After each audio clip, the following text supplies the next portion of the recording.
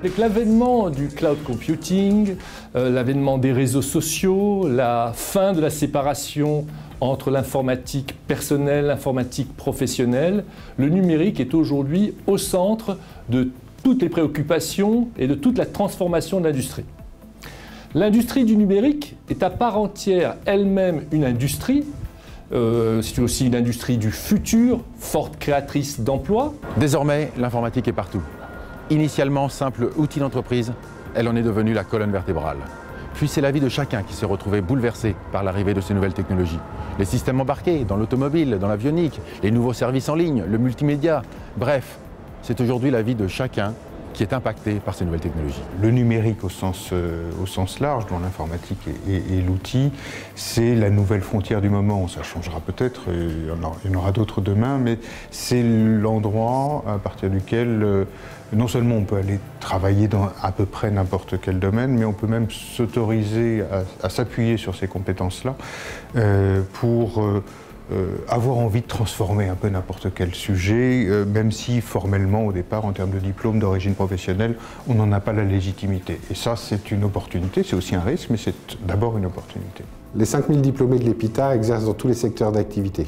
Ils commencent en tant qu'ingénieur études et développement ou ingénieur recherche, puis ils prennent très vite des postes à responsabilité, tout d'abord chef de projet, puis ensuite manager, responsable de service, voire directeur des systèmes d'information des plus grandes entreprises. Les années 2010, en fait, sont l'arrivée des réseaux sociaux et donc cette même course à la présence sur ces réseaux pour les sociétés, c'est un moyen extraordinaire pour des sociétés de communiquer et d'avoir un outil de réactivation pour ses utilisateurs. Et l'informatique apporte donc cette clé de communication et d'échange. L'informatique chez un opérateur télécom a une place très importante puisqu'à titre d'exemple chez Bouygues Telecom, parmi nos 9000 collaborateurs, eh bien près de 1000 d'entre eux sont des informaticiens. Alors on va retrouver chez eux tous les métiers de l'informatique, de la conception à l'exploitation. Donc la plupart sont ingénieurs, ils vont commencer chez nous sur des métiers techniques, sur des projets, dans le développement, l'architecture. Et puis ensuite, ils évoluent, soit ils restent dans les projets, ils évoluent dans le management.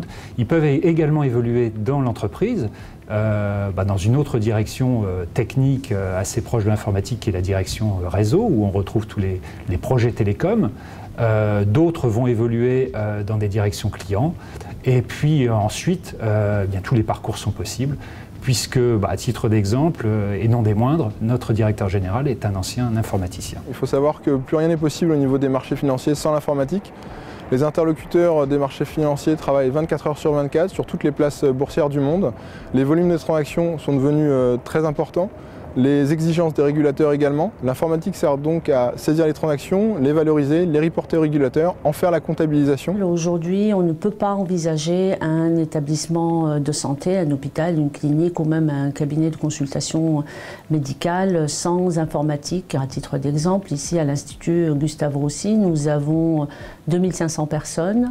Pour ces 2500 personnes, il y a 2000 postes de travail, il y a 150 serveurs, il y a plus de 1500 connexions au réseau, en plus de toute l'informatique qui est embarquée dans ce que l'on appelle les dispositifs médicaux, que sont par exemple des scanners, des automates d'analyse biologique ou bien des appareils d'échographie ou autres.